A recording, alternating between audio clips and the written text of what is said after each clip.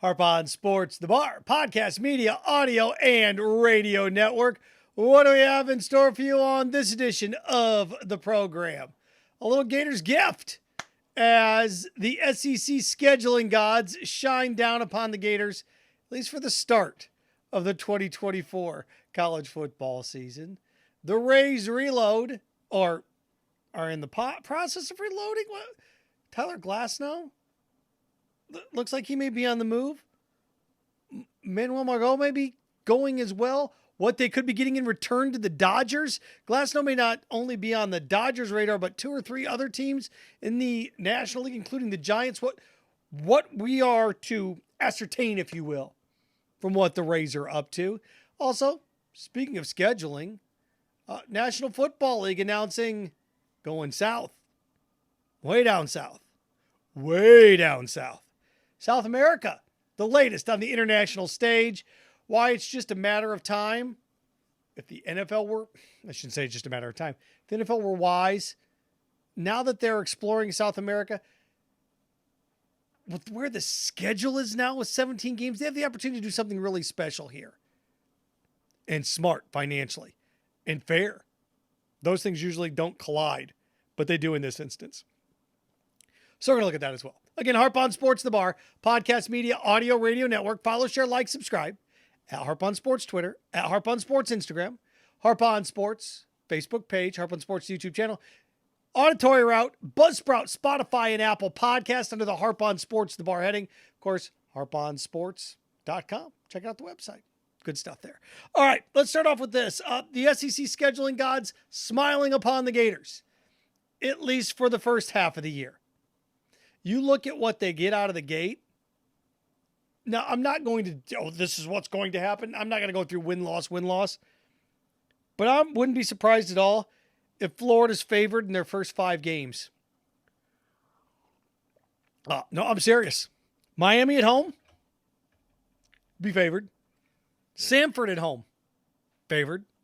A&M, I like Elko as a coach, but year 1, week 3 in Gainesville, coming off Samford, Florida should be favored. Week 4 at Mississippi State, new coach, should be favored. Week 5 at home, UCF, it should be favored. Florida should be favored in their first 5 games next year. First 5 have a chance to be favored. Problem with that is, after that, buckle up, buckaroos. They've got a little bit of a window when they're at Tennessee and then they host Kentucky. And Florida has the toughest 3-game stretch of anybody in the SEC. Come November, I should say October, mid to late October, they have the toughest 3-game stretch of anybody in the SEC. Georgia, Texas, on the road, LSU. Georgia, at Texas, LSU. You realize it's possible Florida may play 3 top 5 teams in the span of 3 straight weeks? So the scheduling gods reward and then they punish. Again, the Gators get a gift. But gifts can turn into nightmares. I'll give you a great example. I had a buddy once give me fantastic bottle of Jameson. This is 19 years old. It was fantastic. Yeah. Could you see how that could turn into a nightmare? Gifts can turn into nightmares. Sports cars turn into a nightmare. There's a bunch of stuff that's cool that can turn into a nightmare. And here's a gift that turns into a nightmare. But, I mean, you'd much rather have the chance to start off guns a-blazing. If you're Billy Napier, you couldn't have asked for a better schedule.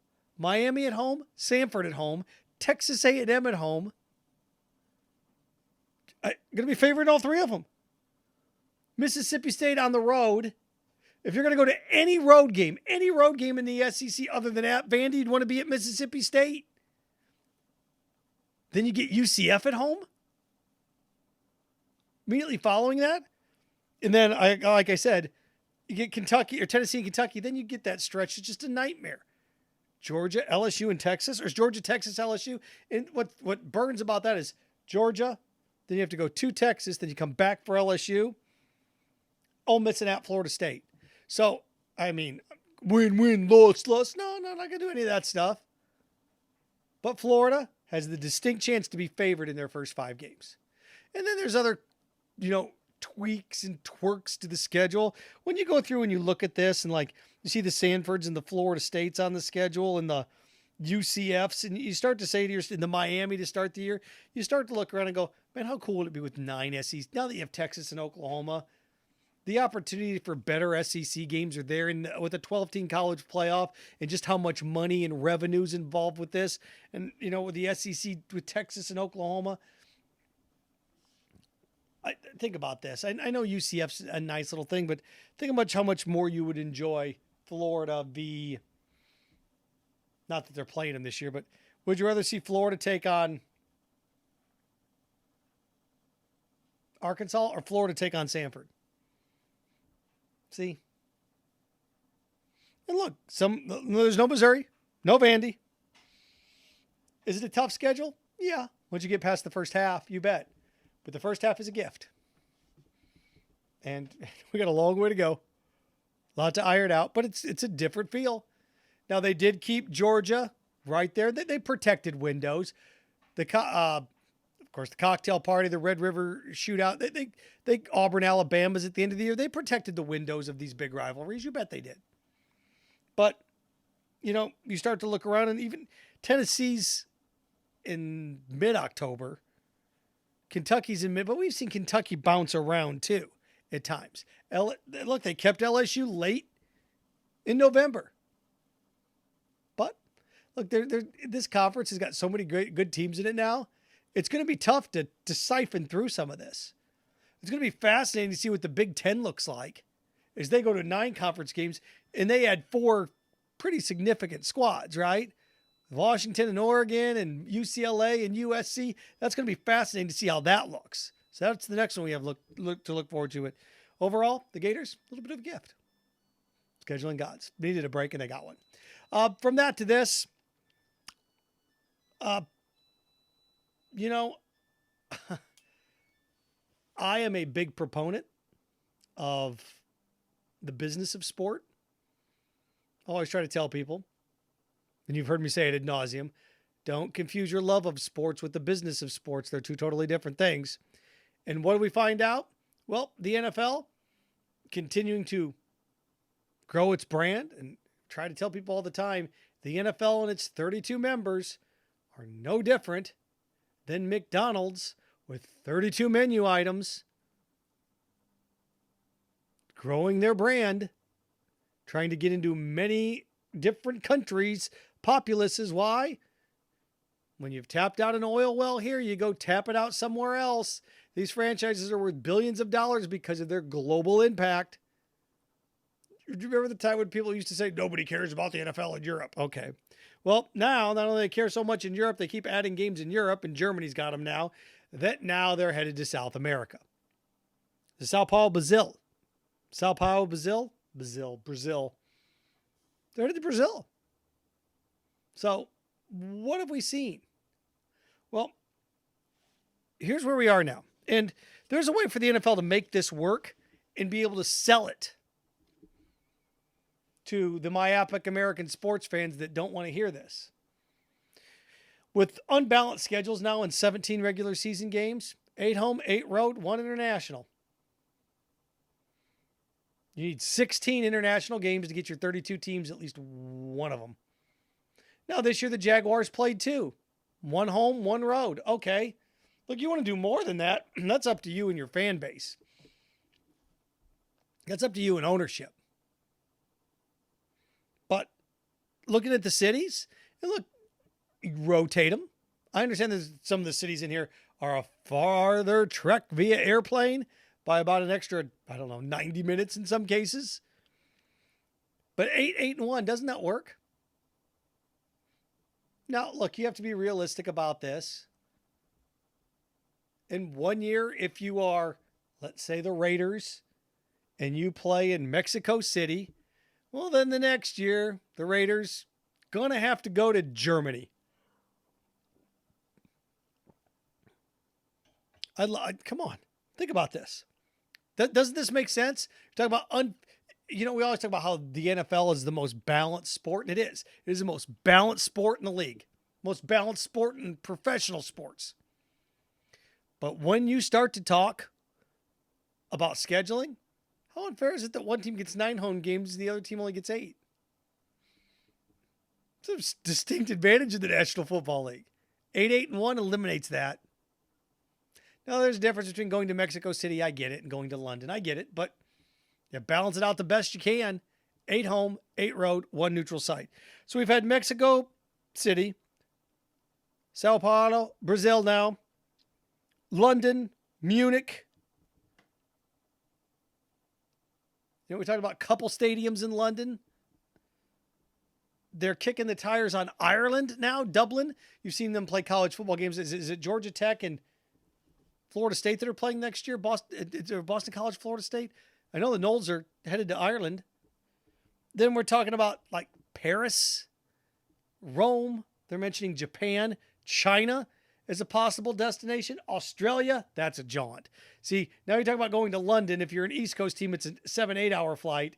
If you're going to Australia, it's a 19-hour flight. Now we're dealing with a little bit different setup in life. But I love this. Brazil, okay, now we're going to open. The NFL it continues to grow. And all of a sudden, what was 1 or 2 cities, now we're to 1. We got Mexico City's hosted. Brazil will host. London's host. There's other cities that have hosted in England as well. Munich is hosted. Well, Berlin kicked the tires. You keep growing this. And now we're talking about Paris and Japan. And I know Toronto's hosted, but Buffalo's proximity there, I guess it makes sense, but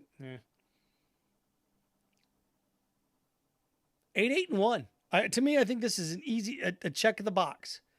If you're the NFL and look, they're going to have 5-6 games overseas as they start to dip. Then they do 1 or 2 a year within the next 3 or 4 years. 8-8-1. Just balance this sucker out. And look, you don't need to be in 8 different cities or 16 different cities. Look, 8 would be the ideal number, and you played 2 games in each of the 8. So if you did Mexico City, Brazil, London, Munich's 4, Dublin's 5, Paris is 6, Tokyo 7. You make this pretty easy. You talk about Spain. Make it pretty easy. Again, if you want to balance, grow your brand and balance, that's how you do it. And nobody's out anything. 8 home games, 1 neutral, 8 road.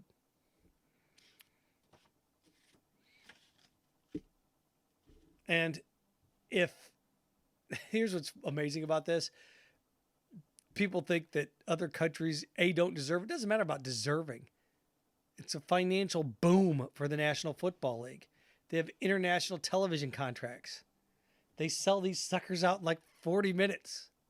They're building fans that buy and watch games constantly. And growing the product. They care more about soccer, and they always will. Always will. But smart business. Dawned on me, they haven't been to South America. That's a little bizarre. So, and now they're even talking about, as these international games grow, a permanent 4th time slot if they get to the point where there's 1 international game a week. This is where it's going. Remember we talked about the expansion into Thursday night and the expansion when the NFL wasn't that long ago, 30 years ago, you had what?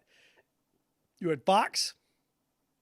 30 years ago when Fox outbid CBS and to steal the NFC and the AFC was on NBC, you had Fox, NFC, NBC, AFC, and the first, 5-6 weeks of the year, the NFL was on TNT, and the rest it was on ESPN at night on Sundays. So you had 1, 2, Monday Night Football, 3, Sunday Night Football. You had 4 windows. Well, we count the afternoon. You had Sunday afternoon, Sunday evening, Sunday night, Monday night. You had 4 windows. Now what do you have? Katie bar the door, man. Thursday night, 3 on Sunday, one on Thursday, one on Monday. You're all over the place. So having a 9 a.m. window, so 4 windows instead of the 1, 4:30, 8:15, you're going to have 9 a.m. What business? That's where it's going. You can deny it if you want, but that's where we're headed.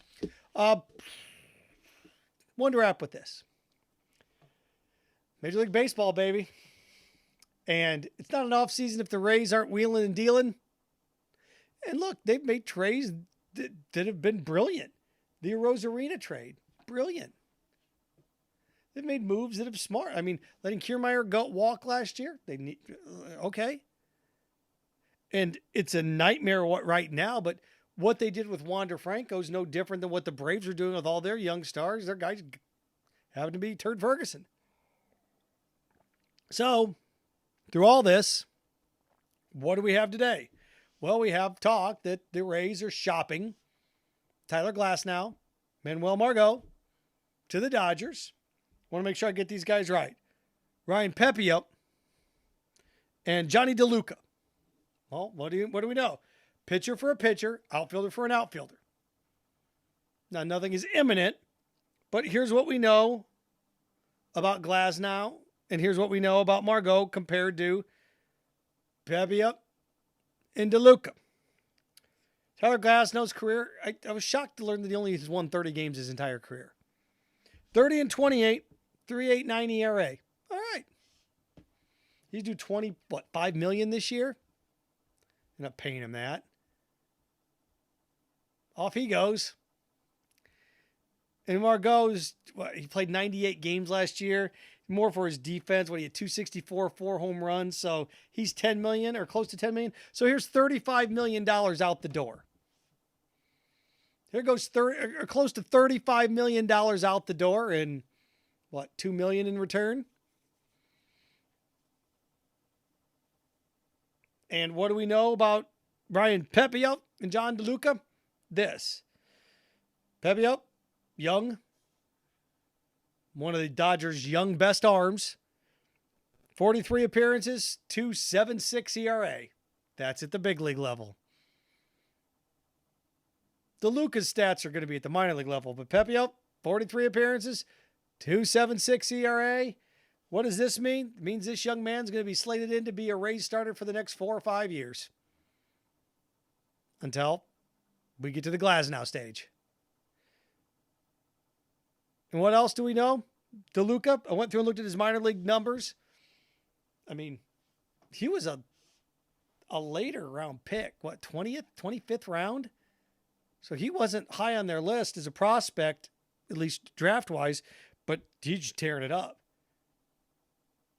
21, 22, 23, minor league, taking his time, single A, double A, triple A, all the way up through, averaging now 20 home runs. About 75, 80 RBI as an outfielder, hitting close to 300. He hit 300 this year at AAA. Stealing about 15 bases. So here's a guy that's a 2020 guy that hits close to 300. So Margot, exit stage right. DeLuca comes in. Pepiot comes in. Glasnow's gone. You sacrifice 2 guys, or 1 starter and 1 role-playing defensive outfielder that you aren't re-signing anyway, and get 2 young studs. Now, they're talking about more guys being involved, and we'll see where this all goes when it's all said and done. But if the Rays can do that, they should do it now. If this deal was available, the Rays should do this now. And Glasnow slides in to be the Dodgers, 4th or 5th starter? And you're the Rays, you clear $25, $30, $35 million in cap space. You get 2 young stars that you continue to rebuild on or build on. Glasnow's done wonders for you, but dude's going to be a free agent next year and going to want 5 years, $150 million. You're not giving him that. Now, there does come a time here that the Rays are going to have to make some decisions as they head into their new stadium What are those decisions going to be? Well, unfortunately, Wander Franco, who knows what's going to happen there? In an ideal world, they'll be able to avoid it and walk away. But Randy Arozarena is going to be $7 million in arbitration this year, right around there. And then they've got 2 more stints of arbitration with him. There's no way that's going to happen. We, next year, 12 months from now, are going to be where we are with Glasnow. Randy Arozarena will be there at about, $15, $16 million in arbitration. You may see Arozarena play 1 more year in Tampa. He's not playing 2 more years in Tampa. As they're laying the foundation a year from now, putting in concrete, rebar, all of those things, they're going to have a nice young nucleus. But at what point, and they did it with Wander Franco, at what point with some of these guys did they sit here and go, we need to have some of these guys around for the new ballpark? We need to have some guys hanging. We can't play as an organization, you can't sit there for years and years and years and years and say, we're not competitive because of the ballpark. We're not competitive because of the ballpark. We're not competitive because of the ballpark. Well, here's a brand new ballpark. Well, we can't afford these guys. Then you're in the Marlins. We need a new ballpark. You need a ballpark. Here's your ballpark. What? So at what point do you start sinking your teeth into some of these guys and get them long-term deals? Like I said, they did it with Wander. It didn't work. Randy Arozarena, you could try to do something with him right now, but that dude's sitting around going, no. I mean, if you sat down with Randy Arozarena, you probably could offer him, I don't know, he's got 3 more years of arbitration. You could probably sit down with him and do something like 4 years, $85 million, maybe.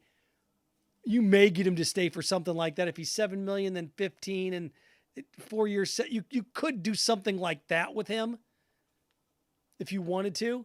But even if you do that with him, you're going to have him for 1 year and then you're going to be trading him there anyway. Wander Franco, who knows what happens with him, but Arozarena is going to be a nice little block to bring him more guys in return. But at some point, as you go into the new stadium, you're going to want some of these assets around you. You don't want to enter the new stadium with, they're in a little bit of a bubble year this year, but the way this is going, those guys that they're building right now, if they get the DeLucas and if they get the Pepios, they pull a move like this, then those guys are going to be right around the beginning of arbitration when that new stadium opens. Raise Recoil, reloading. One of these times we're going to have to be re-signing. Not yet. About a year from now, I'm going to have to really start thinking about long-term deals with some of these young guys. Again, the one that they did, the Braves did it, and the Braves have built, well, what they have? 7 guys hit at least 20 home runs last year. They gave all these guys monster deals, and 7 of the 9 not lived up to it. 2 of those guys would be free agents right now. As Acuna would be a free agent right now. They got these guys locked up. Follow the Braves method, especially as they head into a new stadium.